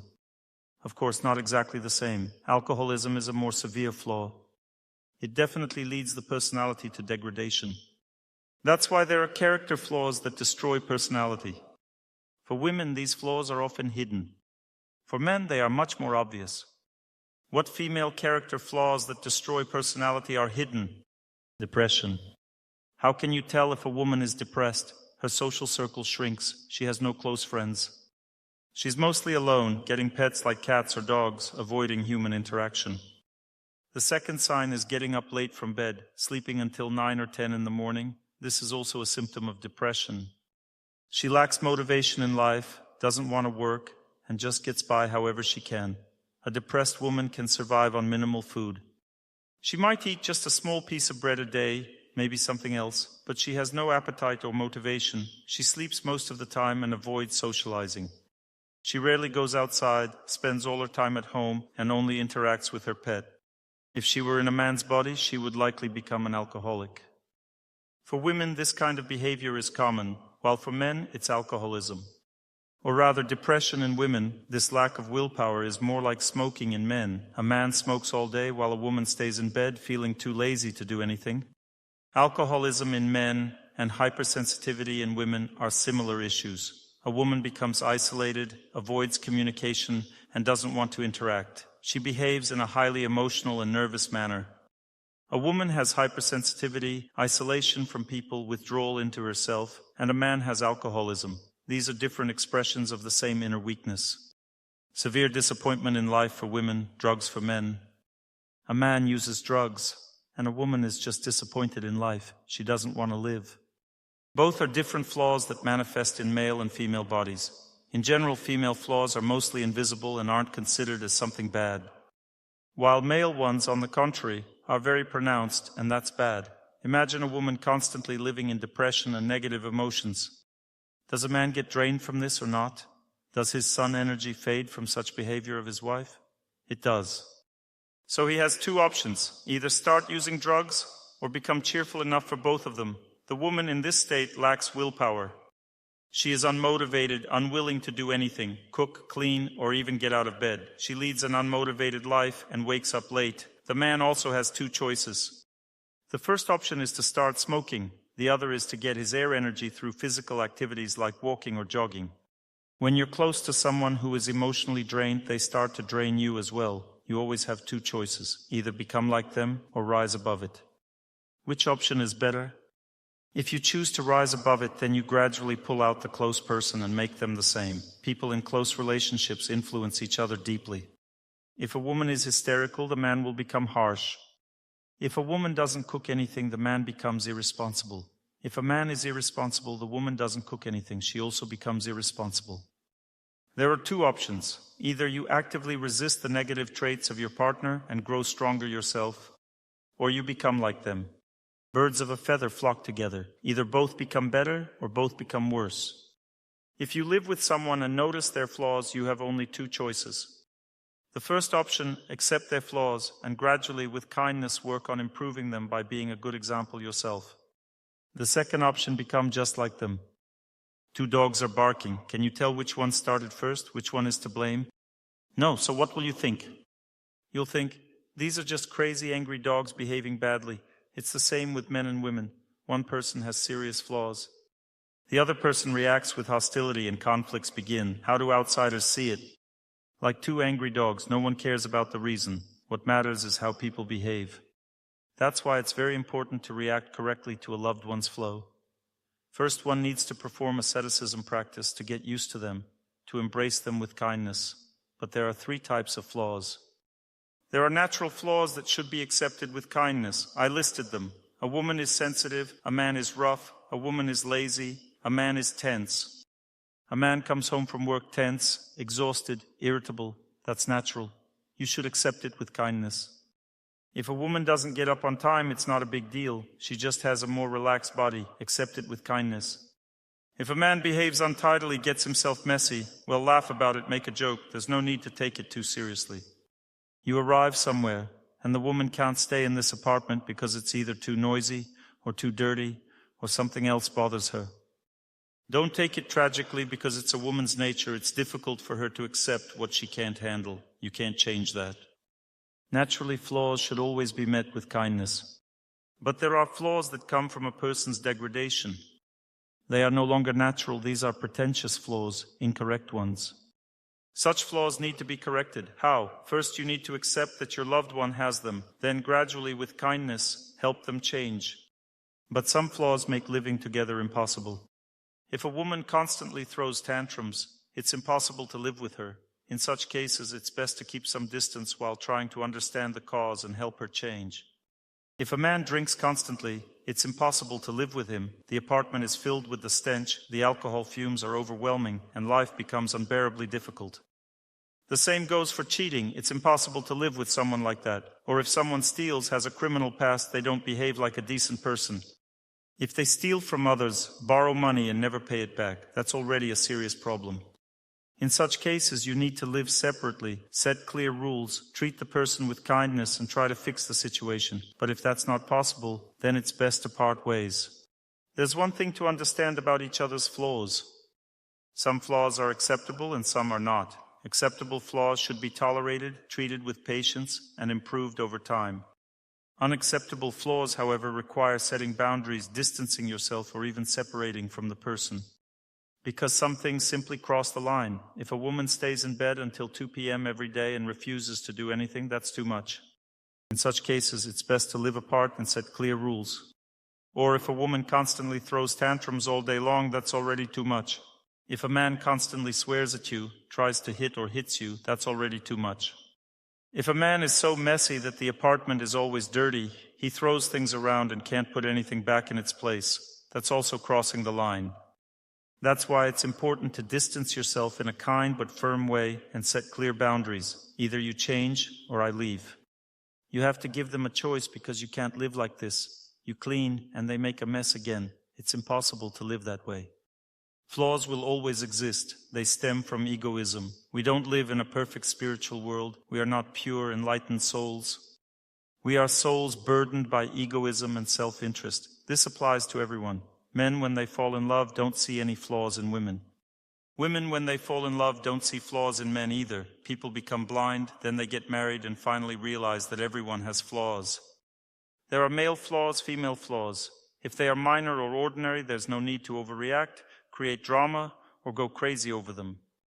You need to accept the person as they are, while gradually encouraging them to improve. Trying to correct a loved one's flaws is essential. If a person's flaws are unacceptable but not actual sins, not a violation of God's commandments, then it's just something that makes living with them difficult. Too rough, too sensitive, too messy, too withdrawn, too talkative, too slow. Or, on the other hand, too restless. Then you need to create some distance, set boundaries, and try to guide the person in the right direction. If something is too much to handle, it's best to step back. You shouldn't let someone's flaws drain you. One thing you should never do is mentally exhaust yourself because of a close person's flaws. You shouldn't lose yourself or, in a way, die inside just because of their shortcomings, that's for sure. You should live a happy, self-sufficient life. If someone close to you makes your life difficult, take some distance. If they make it too difficult, take even more distance. And if it becomes unbearable, you can even live separately. You don't have to abandon them. Try to help them improve. But if they can't change and start committing real sins, then set conditions or walk away. Now let's talk about my lecture. Maybe you have some questions. This is a difficult topic, so I'm sure you have something to ask. You can write your questions, and those on Zoom can ask directly. What if a man in the family demands happiness and pleasure from a woman, wants her to always be agreeable, never show character, and just be obedient? What should she do? Some people have very strong selfish needs. Male selfish needs are tyrannical in nature. They seek to suppress a woman's feminine flaws. They want her to be completely obedient, cooking, cleaning, doing laundry, always smiling, nodding in agreement. At the slightest display of a woman's whims, such a man becomes furious. He immediately tries to put her in her place and fix her behavior. This is called despotism. Who is a despot? A person who cannot tolerate the flaws of those close to them. Nowadays, people use terms like abuser and so on. The root cause of despotism is an excessive desire to gain pleasure from a close person, an unhealthy dependency. How do despotic women behave? They are extremely capricious, noticing every little flaw and constantly trying to correct their partner. Don't go there, don't do this, put everything in its place, speak softly, be gentle, look properly. Despotic women control men over every little thing, trying to fix every minor detail, never allowing them to make mistakes. Complete control. This is female despotism, a strong desire to derive pleasure from a close person. Where does this despotism come from? It comes from a lack of self-realization. When a man is unfulfilled and doesn't find happiness in his work, he starts seeking happiness in relationships with women. He tries too hard to enjoy her. Or an unfulfilled woman who has no friends, no children, is focused on her husband. And she starts extracting her happiness from him. For her, this seems like the ideal relationship where he provides, takes care of everything, and so on. These are unfulfilled people. And sometimes, on the contrary, people are strongly attached to someone close. Because of this attachment, they fear conflict. They're afraid to argue. These are two extremes. When a person is deeply attached but afraid of confrontation, they are called humiliated. But when a person is attached and wants to change their partner, they are called despotic. Both humiliated and despotic people are two sides of the same coin. For every despotic person, there will definitely be a humiliated one. If you've already driven him to despotism that he's become so despotic, what does that mean? It means that you've become humiliated. A humiliated person makes their close person despotic. These are two sides of the same coin. Most often, women are humiliated in relationships and men behave despotically, but it can be exactly the opposite. Sometimes the man is humiliated and the woman is despotic. Both are signs of imbalance in relationships. When people are not fully developed as individuals, they allow these things to happen. This stems from improper personal development. A person must be self-sufficient for a healthy relationship. If you notice flaws in your partner, invest gradually, be patient, accept them, pray, try to correct things kindly, with humor, in a delicate way. Don't focus too much attention on it, because the person will become antagonistic towards you. If you put too much pressure on their flaws, then they will point out yours and pressure you too. They will fight with you, defending their right to have flaws. This will turn into a battle, a war between you. That's why it's important to accept flaws kindly and correct them gently. Make sure you are not behaving in the wrong way yourself. Try to create a comfortable space for your partner. But if your husband is too despotic, demands perfect behavior from you, it means that you allow him too much. Some people have a very strong personality and stand up for their rights. Then you need to keep a bit more distance from them, and they have to choose either you or their rights. Sometimes a person cannot give up their despotism. In that case, living separately and setting boundaries might be necessary. Usually such people eventually give up and become overly submissive instead. Extremes take over. Some despotic men end up with women who put them in their place and act just as controlling. With them they become as meek as lambs. A man who once acted like a tyrant may suddenly become the complete opposite. These are clear signs of deep imbalance in a relationship. There needs to be harmony between closeness and distance. If you're too close to someone, you become humiliated. If too far, you start to neglect them. Balance is key. If your husband is despotic, it means this balance is missing. You've let him get too close. Maybe you're too attached to his money. Wealthy men often become despotic because their wives have a lot to lose. Imagine he provides everything for you. You have nannies running around, a luxurious home, the ability to fly to the Maldives anytime. You can afford many things in life, but the only thing you have to endure is your husband's character. I said so. Wealthy people often carry themselves with great pride, and changing that is extremely difficult. But if a woman can endure and handle his character wisely, she's capable of living with such a man. She will find ways to influence him, won't let him be too proud of himself, but if she allows herself to be humiliated, he will leave her eventually. Because if a person is very wealthy and proud and humiliates their close one, then it means she will lose her husband. He will find someone who challenges him. He will be drawn to another woman, one who is independent, who tolerates his quirks, yet gradually breaks down his ego. Meanwhile, the woman who allowed herself to be humiliated will be left behind. So humiliation is not a way to live with someone. A humiliated person becomes unattractive. A proud person is also unattractive. Pride can make someone appear appealing, but it's a cold, distant beauty that doesn't truly attract others. Meanwhile, a humiliated person becomes entirely undesirable. That's why learning to be self-sufficient is so important. Happiness should come from within, from your connection with God. Your role is to serve your loved one, not to extract happiness from them. This is the purpose of human life that brings happiness to a person. When a person lives this way, they can influence their loved one as much as they like. Sometimes you end up with a despotic partner. But if you're self-sufficient, you can gently and playfully guide them, little by little, shaping them into a better person. I've seen cases where children are born very capricious, but strong-willed parents turn them into well-mannered individuals. They remain calm and kind, ignoring tantrums, and over time the child changes. When strength is applied to weakness, balance is achieved. The weaker a person behaves, and for men, rudeness is a sign of weakness. The more a woman, by being strong, self-sufficient, and kind, has the power to influence him. The same applies when a woman is overly emotional. A man must be balanced and strong to help guide her. But if two people are weak, they won't survive. A very capricious woman, a very rude man. Then everything turns into complete chaos. Someone has to take the first step toward change, or things will fall apart. Now let's move on to questions about the lecture. Olga from Kiev is getting ready. While Olga is preparing, Anton asks, Dr. Torsunov, if a man doesn't know how to save or manage money, is that also a character flaw? How can this be fixed? Should he give his earnings to his wife and just focus on work? It varies. Some women are spendthrifts. You give them money and that's it, forget it. She'll spend everything. And some men are just as reckless. My wife is not a spendthrift at all. She saves money, won't even buy an extra dress for herself. She's very frugal, and if she decides to donate, she gives away everything. Some women, on the other hand, spend money as soon as they get it, and some men can't be trusted with money either. If they have it, they'll waste it immediately. They'll spend it on alcohol, useless things, or lend it to friends. Money slips right through their fingers.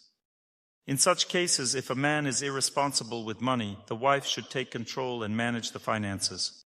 Life is about balance.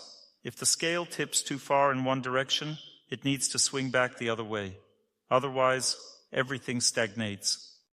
And the swing should keep swinging. That's what keeps life dynamic, up and down, back and forth. So if the husband is a spender, the wife should step in and manage the finances. If the wife overspends, the husband should limit her access to money.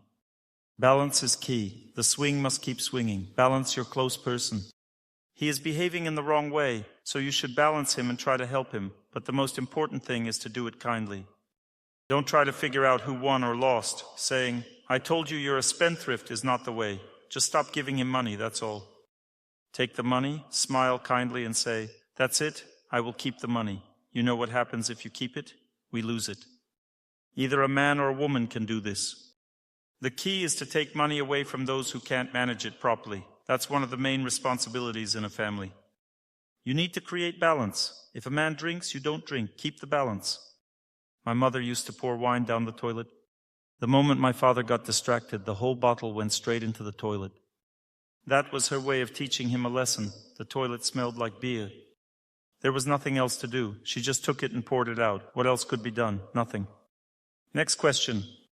Here's my question. When a man and a woman create a family and start living together, their character changes and simply comes out. Does a man give piety to his wife, not in terms of money, but in terms of energy? According to the Vedas, it is said that when a family is created, piety partially transfers from husband to wife. Of course, and from wife to husband. A wife is a blessing force. Just yesterday I heard a story. One woman prayed for her son, and instead of dying, he only got injured. He was supposed to die, but he survived.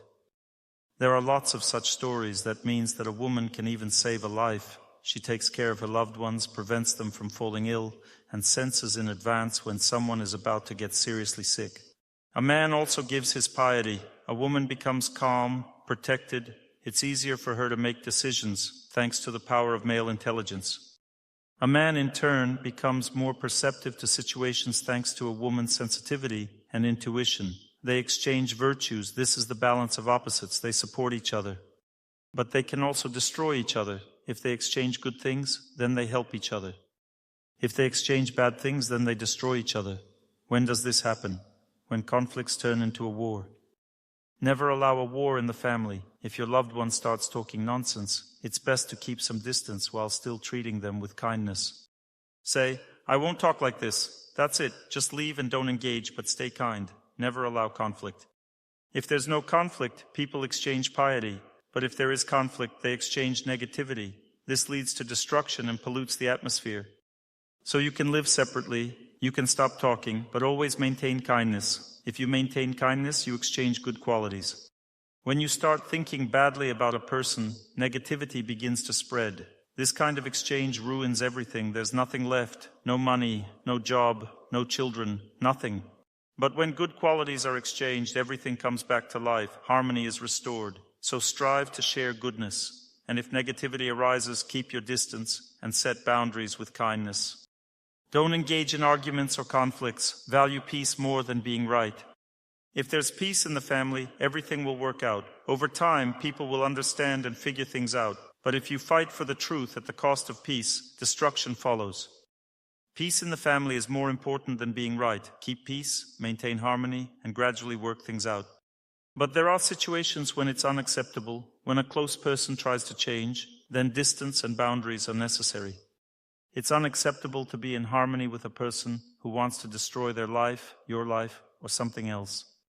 When they've lost their mind, you need to step back and kindly set your conditions. Lack of kindness comes from a lack of God. People can't be kind, they quarrel because they lack God in their hearts. Recently, I felt like arguing with my assistant, so I went to pray, saying, Lord, Lord, Lord, I need you. And suddenly, I felt at peace. I thought, I won't argue. I'll solve everything kindly. When you lack the Lord, you feel like arguing. Kindness means God is present in your heart. When He is there, you can handle anything. If you endure a loved one with patience, that's kindness. If you can't, it turns into conflict. If you choose kindness, the other person starts to change. Even if you don't see it right away, it's already happening. That's the power of kindness. It transforms them. They have no other choice. They will change because you've accepted them and started treating them with kindness. How do you help a loved one change? Accept them and be kind to them. These two actions alone can start the change. And if you can even joke kindly about their problem and they laugh, the transformation will happen even faster. Thank you.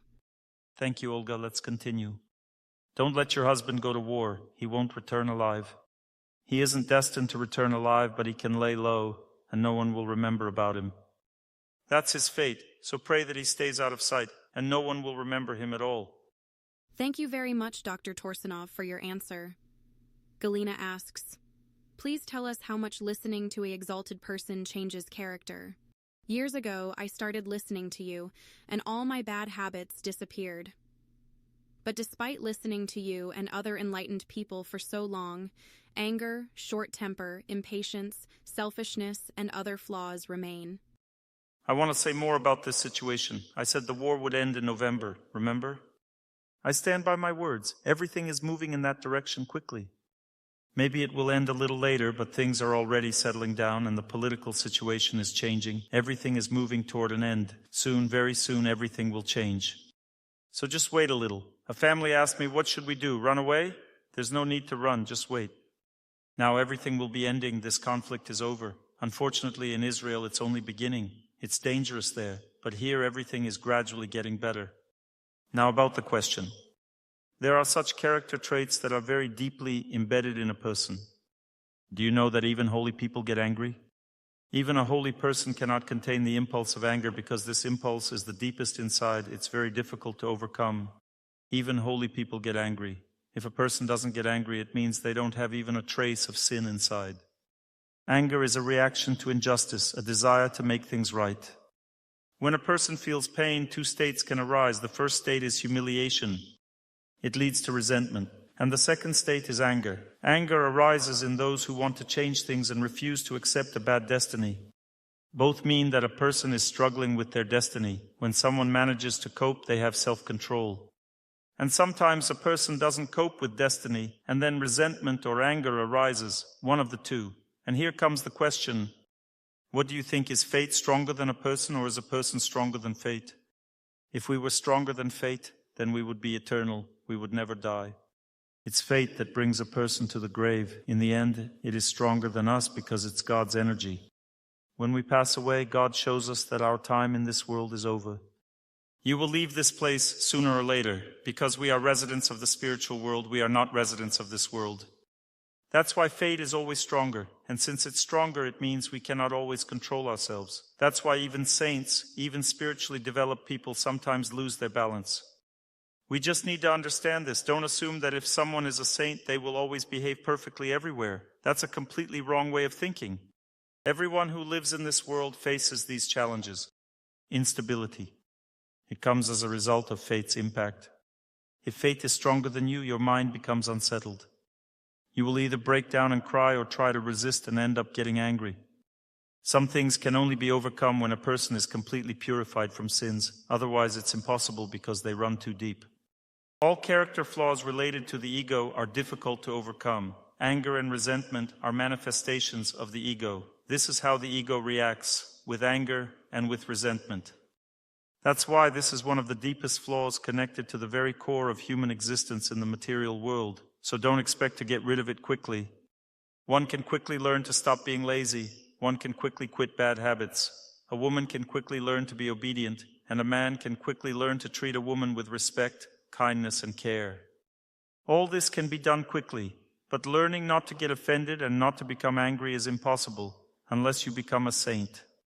These are natural human flaws that are deeply rooted in the psyche. They can only be removed through holiness and purity. Do you know that even God experiences transcendental anger? It's not based on selfishness. This anger benefits everyone, yet it still exists. There is righteous anger. When people go into battle with righteous anger and die there, they go to heaven. Anger takes different forms. Even God expresses the energy of anger, so it's not surprising that holy people do too. Holy people can get angry and curse. Their curse ultimately brings benefit to the person, because everything they do is only for the benefit of people. Saints never cause harm, but they can punish a person for their sins, and that punishment will come true, because God Himself ensures that whatever saints do or say always happens. This is how God supports holy people. There was a real case. It is described in the Vedas. One holy person was pierced through with a spear by bandits, even though he had never committed any sins. And he preserved the life force in his body and was able to travel between worlds.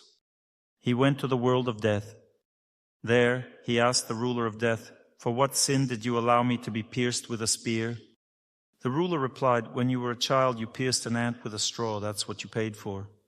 The saint said, "But I did it unconsciously. I didn't understand what I was doing. So why did people deliberately, consciously harm me?" The ruler had no answer. Then the saint declared, "From now on, children who don't understand what they're doing won't be held responsible for their actions." This saint, despite being pierced, remained alive because of his immense spiritual power. He could not be killed against his will. He alone decided when his life would end. From that moment, his decree became a universal law. In our universe, children are not responsible for unconscious actions. What a saint declares, God fulfills. That is the power of holy people. This is why saints possess great power. They can even experience anger. The saint became angry at the ruler of death, the ruler of hell. The ruler of hell is a very dignified holy person, the son of Surya who governs the sun. And he administers this justice over living beings who will be punished for what? But some saints dispute this justice, they disagree. Such things happen in the universe. He got angry at the ruler of hell, saying, "How did you allow them to pierce me?" He went to seek justice. Now let's move on to the next questions. German asks, "If my wife loves to gossip, what can I do?" This is a natural female flaw. Just as men tend to be rough, women tend to gossip. They discuss everything. This is a natural female flaw.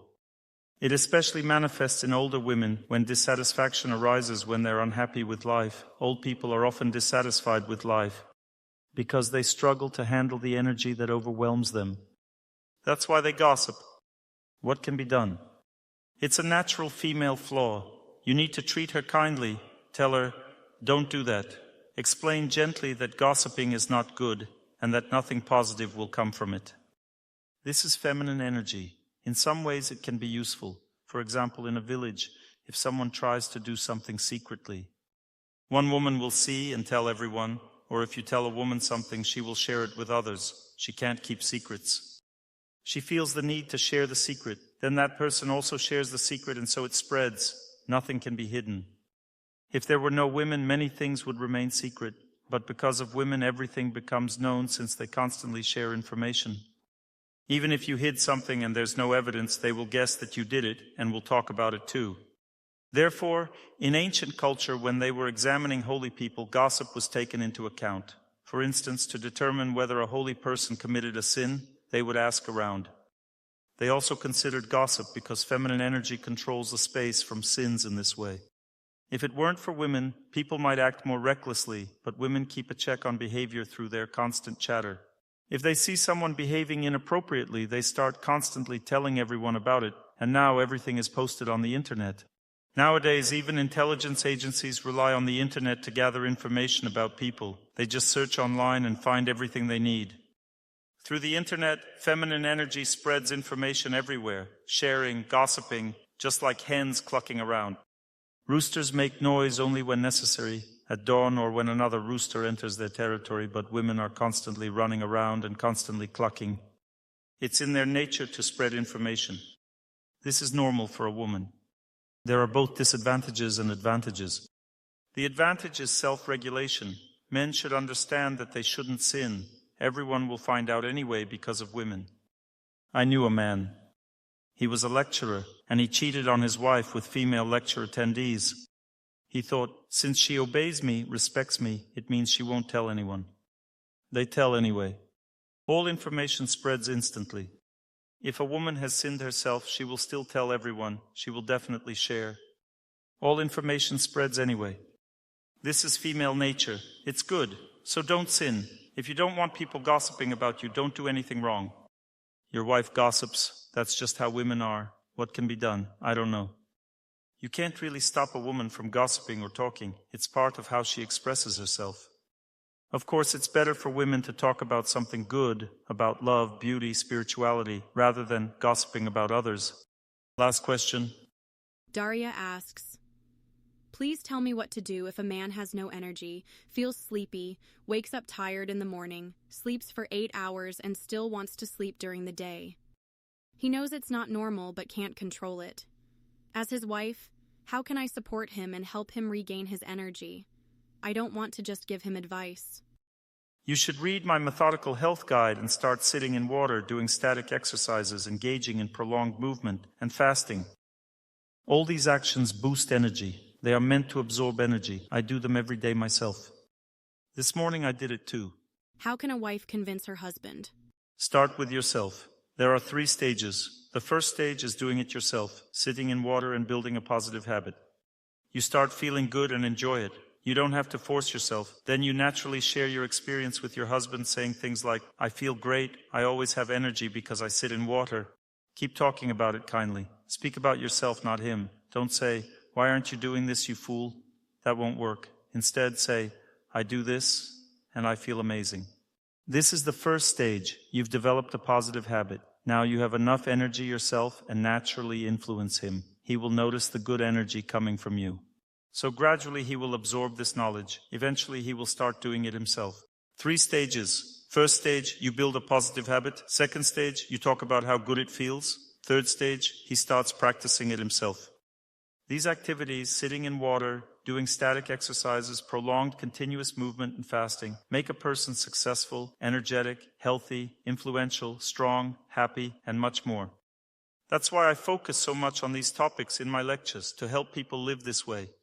This morning I cleansed 3.5 energy layers with the sun while praying. I prayed outside under the open sun. Then I did exercises for 2 layers, and it turned out very well, lots of energy. I can give a whole lecture 3 hours without a break.